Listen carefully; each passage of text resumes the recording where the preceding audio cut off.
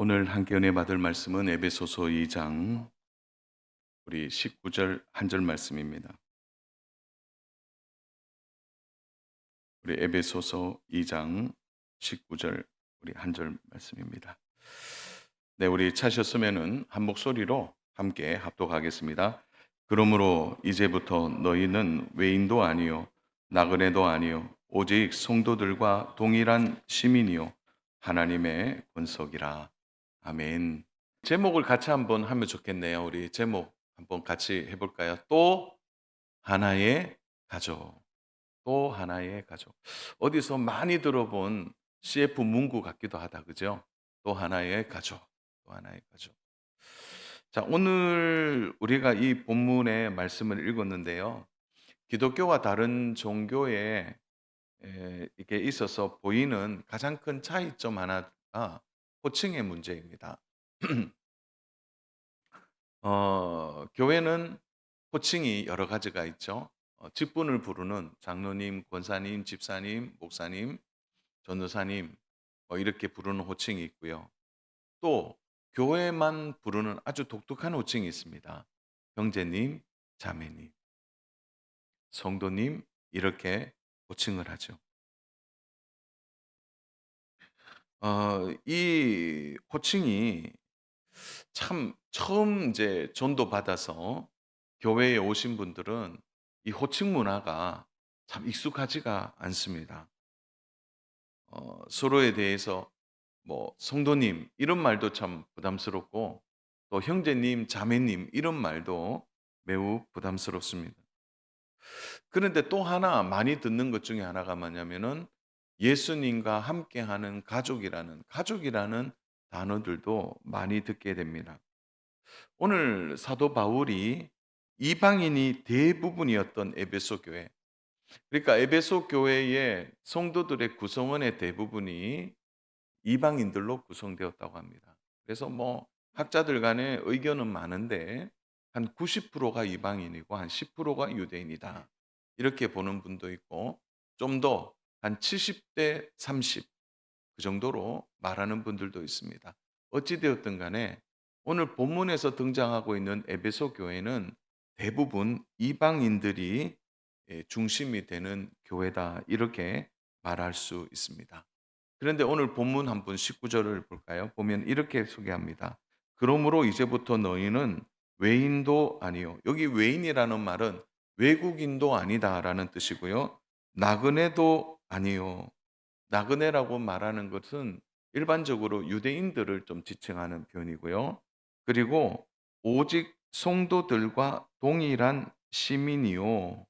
하나님의 권속이라. 권속이라는 뜻은 가족이라는 뜻이 있습니다. 그러니까 바울이 오늘 19절을 풀어보면 이렇게 말하는 거예요. 에베소 교회 안에서 너 외국인이지. 너 이까지 온 유대인이지. 그런데 외국인이냐 유대인이냐가 중요하지 않고 우리 모두는 하나님의 가족이다라고 말하고 있는 겁니다. 그러니까 우리는 한 가족이다라고 바울이 말하고 있는 거죠. 근데 바울이 이렇게 말하는 일 앞에 사실은 유대인들은 조금 듣기가 거북했습니다. 왜냐하면 유대인들의 입장에서는 이방인들, 외국인들, 헬라인들 이들은 다 누굽니까? 하나님의 백성이 아닌, 그래서 차마 이제 입에는 말할 수 없는데 표현을 하면 이렇게 되는 거예요. 너희들은 더러운 존재다. 유대인의 입장에서는 너희는 이런 존재인데 너희와 우리가 가족이 될 수 있느냐라는 것이 유대인들의 마음 안에 깔려 있는 겁니다.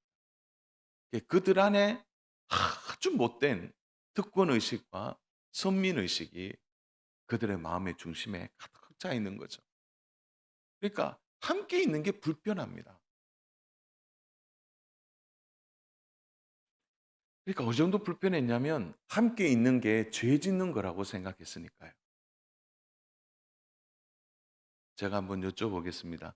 혹시 함께 있는 게 내가 죄 짓는 것 같이 느껴지는 사람들이 있습니까, 지금? 적어도 없죠. 저희 어릴 때 그 이름 가지고 참 많이 친구들이 놀렸습니다. 특히 제일 많이 놀림을 당한 게 접니다. 성이 여시예요. 제가 뭐 원해서 성을 받았습니까? 그러니까 초등학교 때 별명은 오직 하나였어요. 여치. 뭐 말만 하면 여치가 말한다고. 성이 여시니까 여치. 그리고 좀 짓궂은 친구들은 중학교 가니까 여포 이렇게 말해요. 여포. 여자가 포기한 남자. 뭐 이런 표현을 쓰기도 하고.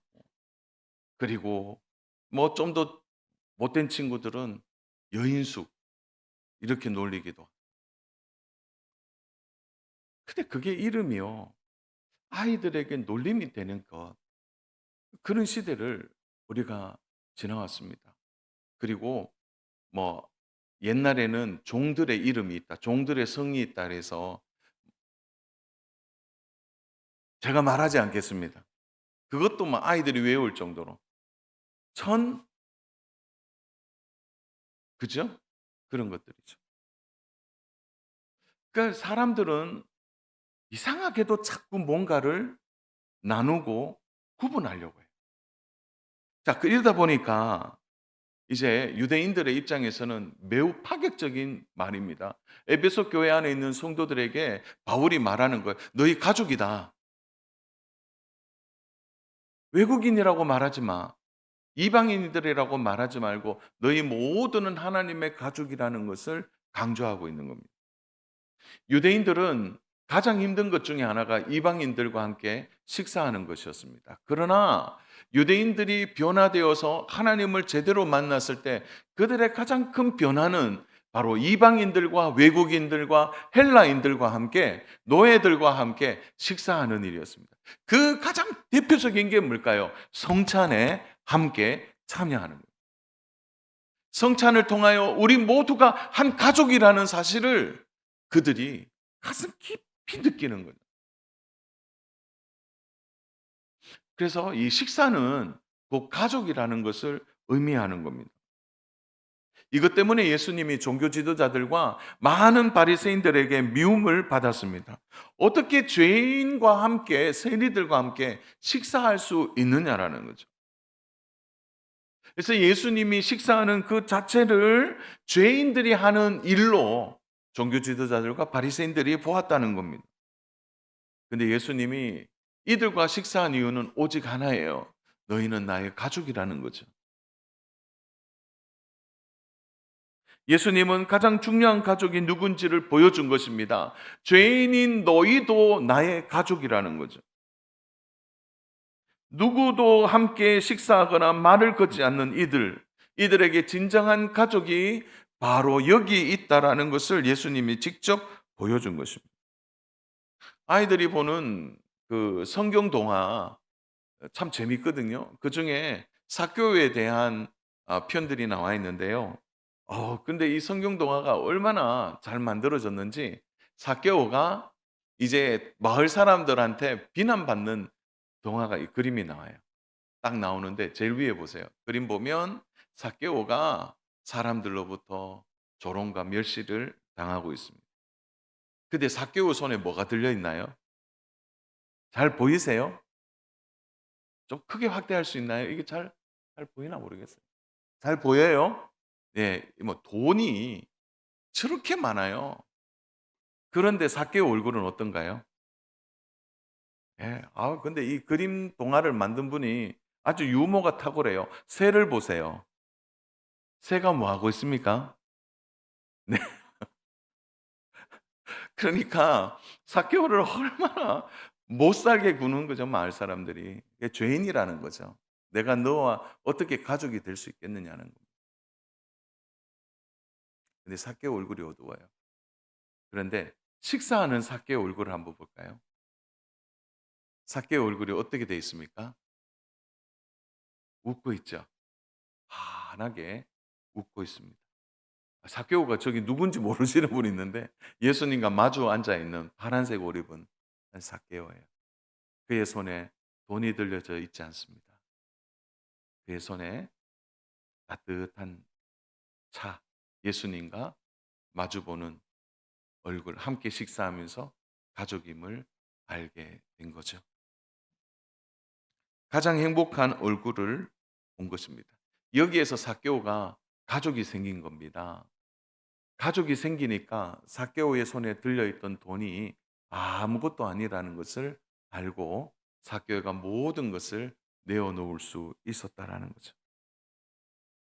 사는 여러분, 우리가 하나님을 만나고 나서 가장 큰 변화 중에 하나는 뭐냐면 사람을 보는 시선이 달라졌다는 겁니다.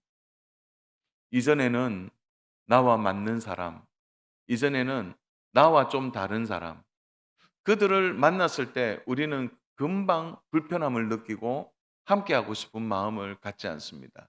그래서 세상 사람들처럼 똑같이 살았습니다. 그런데 하나님을 만나고 보니까 나와 다른 사람도, 나와 틀린 사람도, 나와 다른 생각을 갖고 있는 사람도 나의 가족이라는 의식이 우리에게 주어진 가장 큰 변화라고 말할 수 있는 것이죠. 이 말은 우리가 더 이상 구분하지 않고 가족으로 받아들인다는 겁니다. 새로운 가족. 그래서 성도가 함께 가족이 되었다라는 것이 얼마나 즐거운지 모릅니다. 그래서 우리가 좀 전에 불렀던 찬송 가운데도 사랑하는 주를 사랑하는 우리 형제 자매를 만나고 함께 기쁘지만 먼저 사랑하는 주를 뵙겠다고 고백하고 있는 거죠. 이 가족은 매우 중요한 것입니다. 그래서 지금 옆에 있는 분들도 나의 가족이고. 그래서 교회 안에서 가장 많은 우리의 관심 중에 하나가 어디에 있어야 되냐면 바로 성도들 간의 가족이라는 사실을 기억하고 가족과 함께 신앙생활 하는 데에 우리의 관심과 마음이 있어야 된다는 거예요.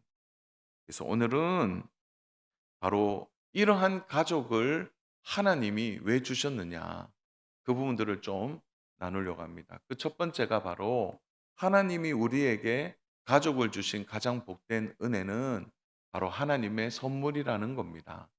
우리 옆에 있는 분에게 한번 이렇게 인사해 볼까요? 당신은 나의 선물입니다. 한번. 예. 진짜 선물 맞아요? 네. 선불이 아닙니다. 선불. 선물이에요, 선물. 당신은 나의 선물입니다. 하나님이 우리의 신앙생활에 있어서 가장 큰 은혜는 뭐냐면 신앙의 공동체를 주셨다는 거죠. 이 공동체 안에서 가족을 주셔서 가족되게 하신 겁니다. 우리 예수님이 이 부분에 있어서 너무나 확실하게 말씀해 주셨어요. 마태복음 12장 50절 말씀입니다. 우리 같이 한번 읽어보겠습니다. 누구든지 하늘에 계신 내 아버지의 뜻대로 하는 자가 내 형제요, 자매요, 어머니니라 하시더라. 예수님은 아버지의 뜻대로 하는 자가 형제고, 자매고, 어머니라고 말씀하셨습니다. 그러면 아버지의 뜻대로 하는 게 뭘까요? 이것은 하나님의 말씀을 믿는 자라는 의미가 있습니다. 그러니까 이렇게 되는 거예요. 하나님의 말씀을 믿는 자가 나의 형제요, 자매요, 어머니라는 거죠. 지금 옆에 있는 분들은 하나님의 말씀을 믿는 자들입니다. 그래서 하나님의 말씀을 믿고 우리 모두가 하나님의 형제요, 자매가 되었다라는 거죠. 하나님의 말씀을 믿고 따르는, 그래서 성경이 말하는 가족의 개념은 모호하지 않아요. 분명하게 말합니다. 하나님을 믿고 있느냐? 하나님의 말씀대로 살고자 하느냐? 이것만 분명하면 가족이 될 수 있다라는 거예요. 성격이 어떠냐? 그가 기질이 어떠냐? 나와 뭐 친척 관계에 있느냐? 그게 아니라는 거죠. 하나님의 가족의 개념은 분명해요. 하나님의 말씀을 믿고 하나님을 믿고 하나님의 말씀 믿는 자, 그가 바로 가족이라는.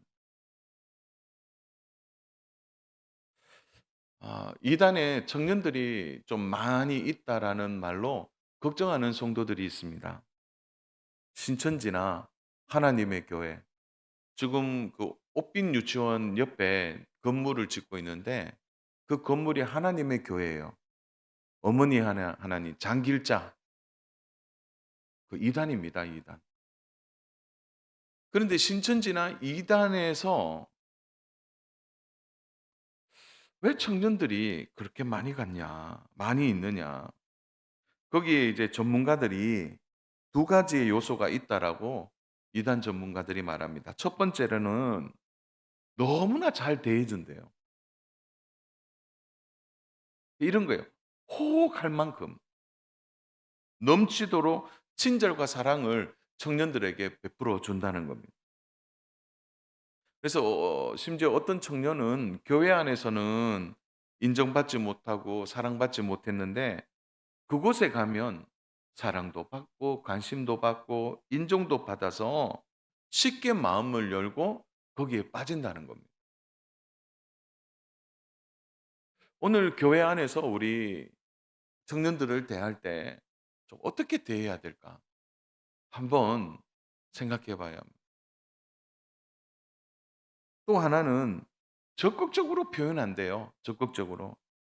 이단들은 의도를 가지고 접근하지 않습니까? 그래서 자취방이나 캠퍼스를 방문해서 이렇게 한대요. 도시락도 주고 간식도 주고 이것저것 챙겨도 주고 직장 없는 친구들은 직장도 주고 그래서 마음을 산다는 거예요. 속이 시커멓죠.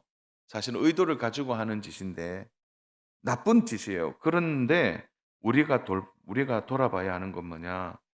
이렇게 속에 다른 의도를 가지고 해도 그 청년들이 빠진답니다. 눈물을 흘린대요. 이런 사랑 받아보지 못했다는.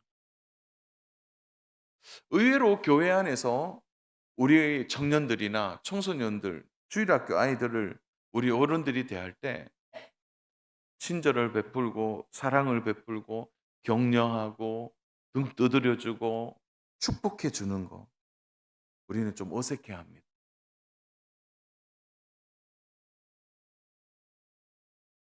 정말 고쳐야 됩니다.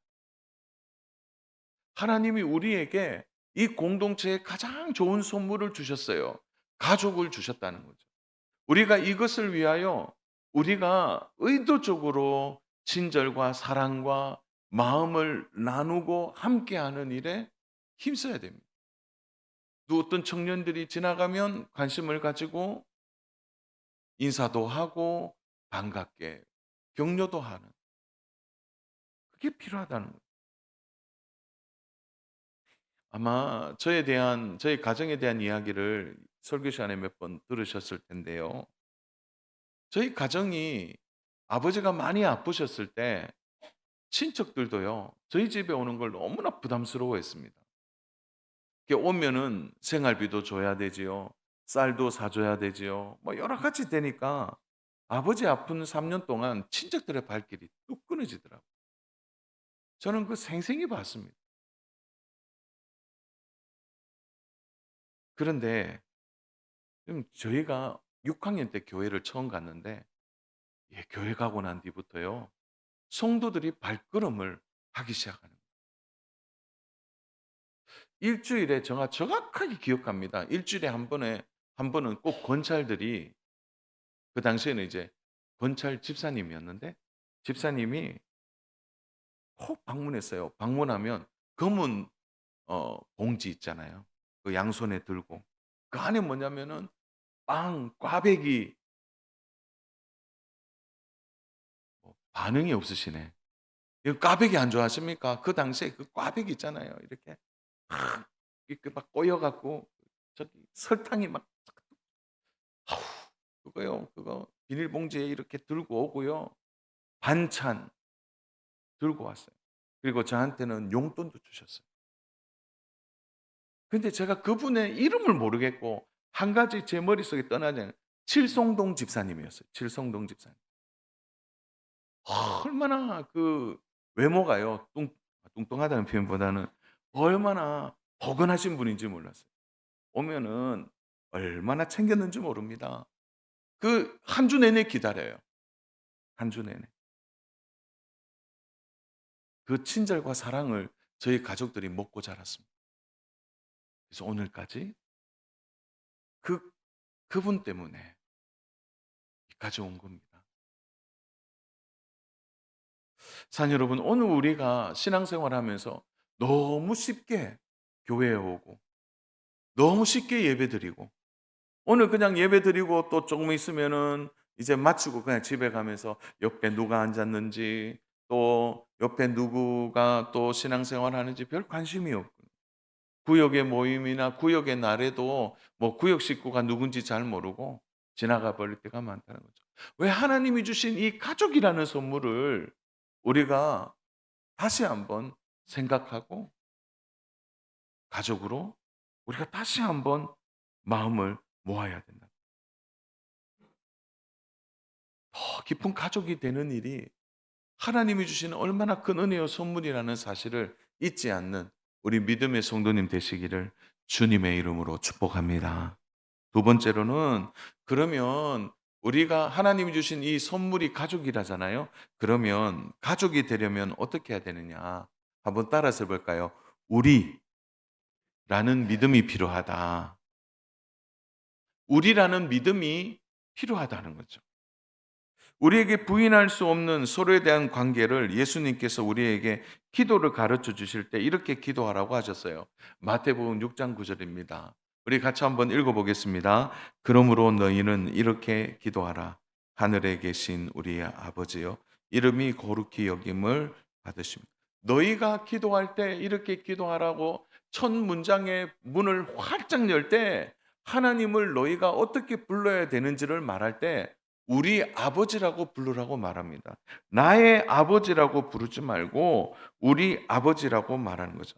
나에게서 우리라는 개념이 기도하는 성도에게 가장 중요한 첫 번째 멘트로 나온다는 겁니다. 이건 다시 말해서 신앙생활을 하면서 예수 믿는 사람이 되었을 때 우리가 기도할 때 기도를 예수님이 가르쳐 주실 때 첫 번째 기도 문구가 뭐냐면 우리 하나님께 기도하라는 거예요. 나의 하나님이 아니라 우리 하나님.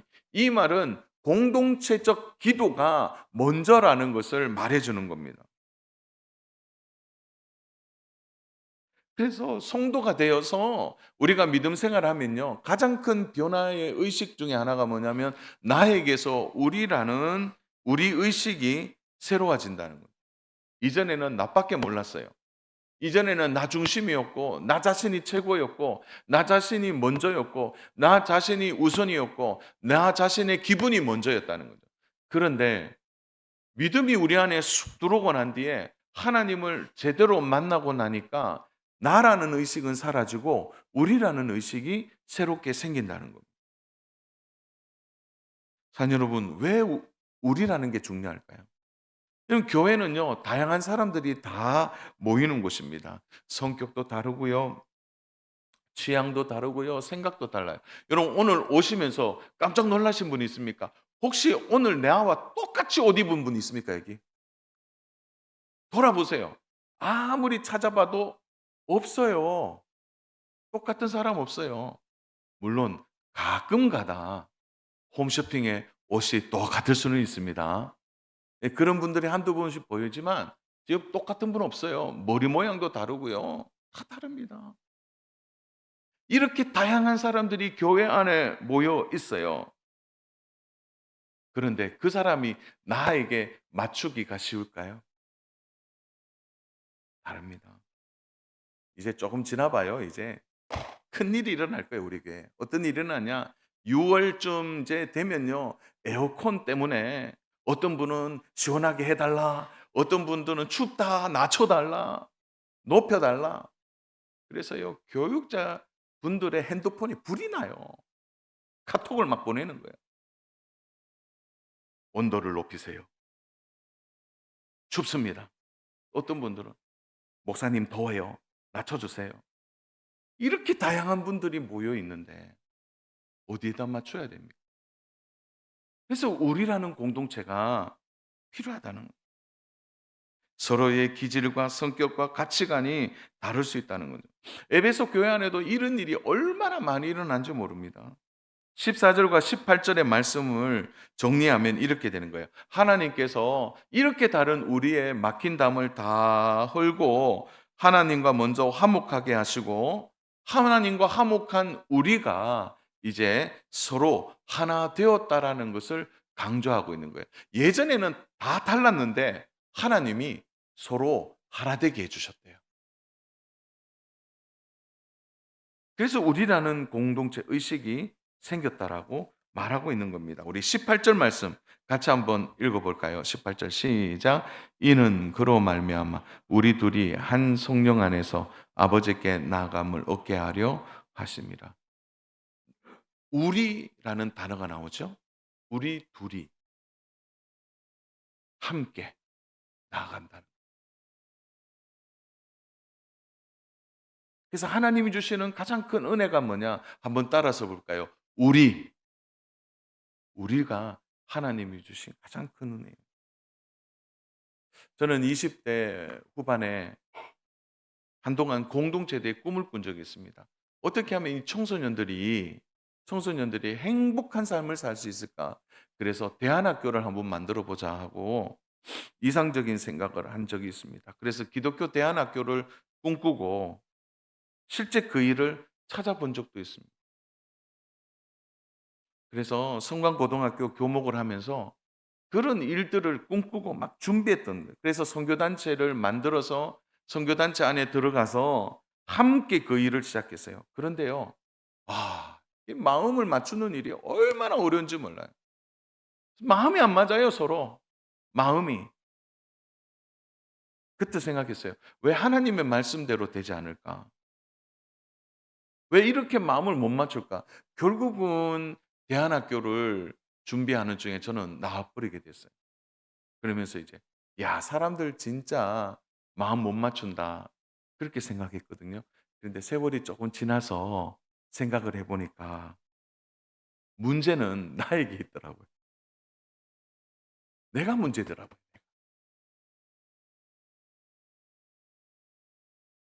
신앙생활이 깊어지고 좋아지면서 달라지는 게 있다면 바로 우리를 먼저 생각하게 되고 문제를 저 사람에게 찾는 게 아니라 나에게서 찾게 된다. 나를 강조하다 보면요, 상처를 주고요. 나를 강조하다 보면은 그 사람을 품을 수 없게 됩니다. 그러나 우리가 하나 되고 우리를 강조하면 상처를 줄일 수 있게 되는 거죠. 내가 중심이 되고 우선시 되면 남을 정죄하고 비난하게 되지만 우리가 우선시 되게 되면 이해하고 포용하게 되는 겁니다. 산 여러분, 우리 가족들이 있잖아요. 아내, 남편, 자녀들. 그래도 가족들이 어려움을 잘 이겨내는 이유가 뭘까요? 그것은 가족들은 바로 상대에 대해서 너무 잘 알기 때문이에요. 우리 딸이 어떤지, 우리 아들이 어떤지, 우리 어머니가 어떤지, 우리 아버지가 어떤지를 알고 먼저 이해하는 쪽으로 우리 가족을 생각하기 때문에 가족들은 어려움이 있어도 잘 이겨내게 되는 겁니다. 관계의 사이클이라는 그림이 있습니다. 아마 심리학을 공부하면 배우게 되는데요. 저게 뭐냐면은 소용돌이처럼 요렇게 계속 돌아가게 되는데 사람들의 관계는 네 가지로 정리가 돼요. 첫 번째 호기심 단계, 두 번째 애정 단계, 열애 단계, 실망 단계. 그래서 요것이 한 사이클인데 처음에는 서로가 만나서 관계를 가지게 될 때는 서로 호기심으로 만나죠. 이름이 어떻게 되는지, 출신이 어딘지. 그러면서 이 호기심이 지나면 서로 친해지는 단계가 애정 단계가 됩니다. 그 애정 단계가 더 친해지면은 이제 열애 단계가 되죠. 열렬한 마음으로 좋아하고 사랑하고 함께 하려고 하고 시장도 같이 가게 되고 차도 같이 마시게 되고 이런 관계가 되는 거예요. 교회 안에도 그런 관계가 있는 거죠. 그러나 친하고 더 친하고 더 친하다 보면은 반드시 어떤 단계가 오냐면 실망 단계가 오게 돼 있습니다. 제가 한번 여쭤볼게요. 친한 사람이 잘 싸웁니까? 안 친한 사람이 잘 싸웁니까? 친하면 싸워요. 주일날 교회에 와서 예배 드리고 예배만 드리고 가시면 누구와 싸웁니까? 싸울 사람이 없어요. 근데 교회에 같이 일을 하고 같이 장을 보고 같이 교회에 행사를 하고 친해지면은 이제 열애 단계에서 반드시 실망 단계가 오게 돼요. 그런 실망 단계에서 서로 조금 실망하다가 또 다른 면을 보고 서로의 마음과 생각이 이해가 되고 그러면서 또 어떻게 해요? 새로운 호기심 단계가 되는 거죠. 이런 사이클이 몇 번 돌아야 되냐면은 적어도 7번 이상 돌아야 가족이 된다는 거죠, 가족이. 여러분들의 가족은 7번 다 돌았어요, 벌써. 그러니까 가족들은 서로 이해하고 받아주는, 뭐 남편과 아내가 싸워도 "아휴 우리 남편 원래 그렇지." 하고 이해해 주는 거 받아주는 거예요. 근데 교회 안에는 아직 이런 사이클이 돌아가고 있다는 거죠. 지금 어떤 분들은요, 애정 단계에 있고 어떤 분들은 열정 단계, 열애 단계에 있고 어떤 분은 실망해서 좀 떨어져 있는 단계가 있고 어떤 분들은 다시 호기심 단계가 돌아간다는 거예요. 근데 이 모든 것을 결국은 이기고 하나 되게 만드는 건 뭐냐? 이런 거예요. 바로 우리라는 마음이고 하나님이 우리라는 마음을 주셨다는 거예요. 하나님이 우리를 하나 되게 하셨다면 우리가 하나 되지 못할 이유가 없는 것입니다. 한국 교회 초기에요. 에베소 교회와 똑같은 일을 경험했습니다. 갓쓴 양반과 종이 함께 예배 드리는 일이 양반들에게는 얼마나 불편한 일인지 몰랐습니다. 그 예배당 안에 같이 들어오는 것도 싫어요. 같은 자리에 앉는 것도 싫었다고 합니다. 그런데 교회 목사님은, 선교사님들은 계속 말해요. 우리는 하나예요. 우리는 가족이에요.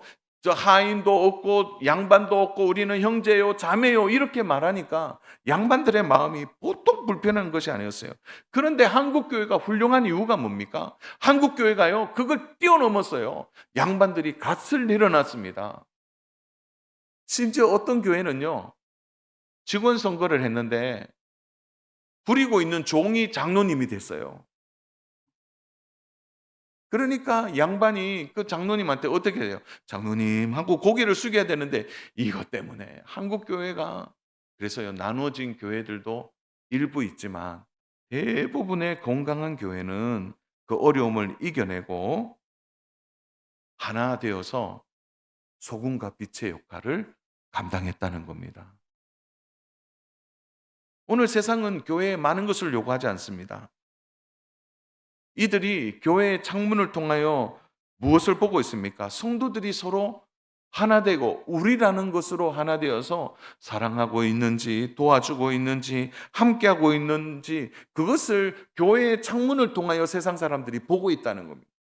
그래서 우리가 하나의 모습을 가지고 하나가 되어서 복음 안에 살아가는 그것이 그들의 눈에는, 세상은 그런데 역시 하나님을 믿는 사람들은 다르다라는 인식이 그들 앞에 있을 때 그들이 변화되는 거예요. 우리 앞집에 사는 빌라 사장님, 지금 몇 년째 됐는데 교회에 대한 관심이 줄어들지 않아요. 늘 교회 뭐 하나, 교회 뭐 사람들이 지나가나, 뭐 하나 관심이 있어요. 저는 어느 정도 때가 되면 그분과 그분들 가족들이, 저는 복음이 들어가리라 확신합니다. 왜냐하면 우리 교회가 좋은 모습만 보여주거든요. 주일날 와서 어떻게 하는지, 사랑의 냉장고 하는 거 그들의 눈에 분명히 보고 있기 때문에 그렇습니다. 자녀 여러분, 우리라는 이 선물, 한 가족이 된 거 이거 놓치지 않기를 주님의 이름으로 축복합니다. 그래서 마지막 세 번째, 그럼 우리라는 이것을 잘 지키기 위해 어떻게 해야 되느냐? 바로 사람을 존중하는 것은 하나님을 존중하는 것이다. 에베소 교회 안에서 바울이 하나 된 것을 계속 강조하는 이유는 바로 유대인들의 마음속에 구분하고 이방인들을 무시하는 마음을 너무나 잘 알았기 때문에 그렇습니다. 그래서 다른 사람을 존중하지 않는 것은 하나님을 존중하지 않는 것이라고 말하고 우리는 하나님의 권속이라고 말하고 있는 겁니다. 사랑 여러분, 꼭 기억하십시오. 저 사람도 하나님이 십자가를 통하여 구원한 하나님의 자녀입니다. 그 어린 아이도요, 무시할 수 없는 이유가 저 아이 때문에 예수님이 십자가에 죽으셨다는 거예요. 그래서 우리는 성도, 교회 안의 모든 성도들을 서로 존중해야 됩니다. 1602 년부터 1942 년까지 340년 동안 네덜란드는 인도네시아를 식민 지배했습니다. 여러분 340년 동안 네덜란드가 어마어마한 시간을 통해서 인도네시아를 지배했습니다. 근데 지금 인도네시아는 어떤 나라가 됐습니까? 아시아 최대 이슬람 국가가 됐습니다. 2억의 인구가 다 무슬림이에요. 근데 네덜란드는 기독교 국가였습니다. 아니 340년 동안 기독교 국가가 인도네시아를 다스리면서 왜 인도네시아가 기독교 국가가 되지 못했냐라는 겁니다. 왜 그럴까요? 식민지 당시에요. 네덜란드 사람들이 교회를 짓고 예배를 드릴 때 그들은 예배당 안에 못 들어오게 했습니다. 자기들만 예배 드렸어요.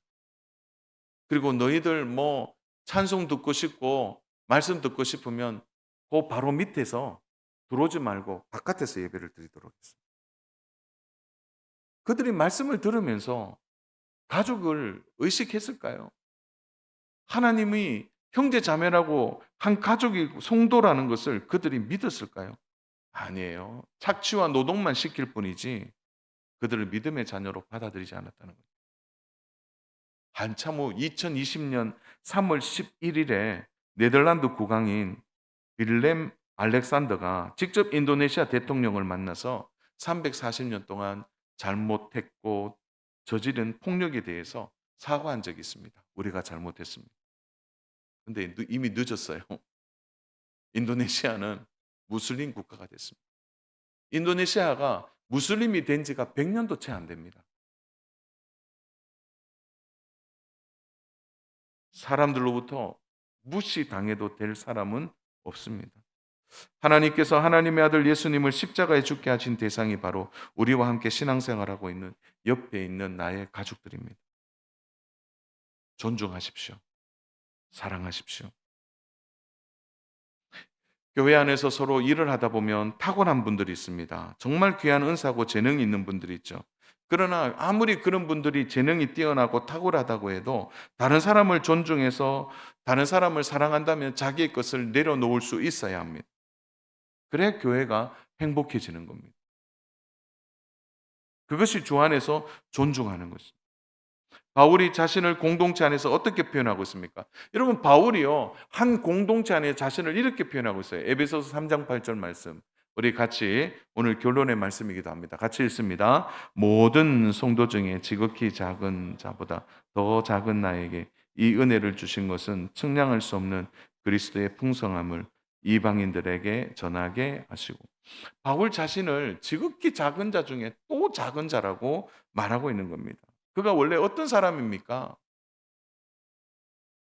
바울이 복음의 사역에 열매를 맺을 수 있었던 이유는 이방인이든지 헬라인이든지 유대인들 앞에서 핍박하는 자이든지 시기하는 자이든지 그는 자기가 낮은 가장 작은 자라고 고백하고 그들을 존중했기 때문에 가능한 것입니다.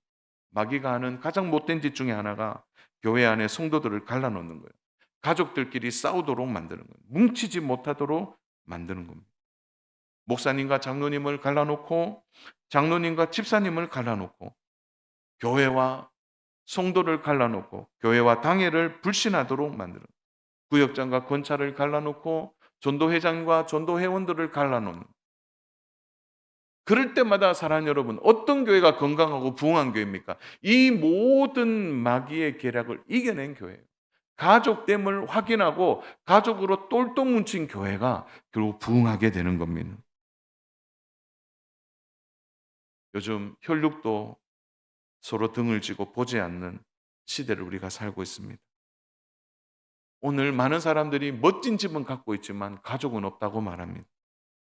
혈육에게도 느껴보지 못한 따뜻한 사랑, 격려, 그것이 교회 안에 살아있어야 합니다. 사랑하는 여러분, 여러분 옆에 있는 분이 하나님이 주신 또 하나의 가족입니다. 그 귀한 선물을 놓치지 마시고 더 사랑하고 우리가 하나 되어 하나님 나라를 함께 이루어가는 우리 믿음의 성도님 다 되시기를 주님의 이름으로 축복합니다.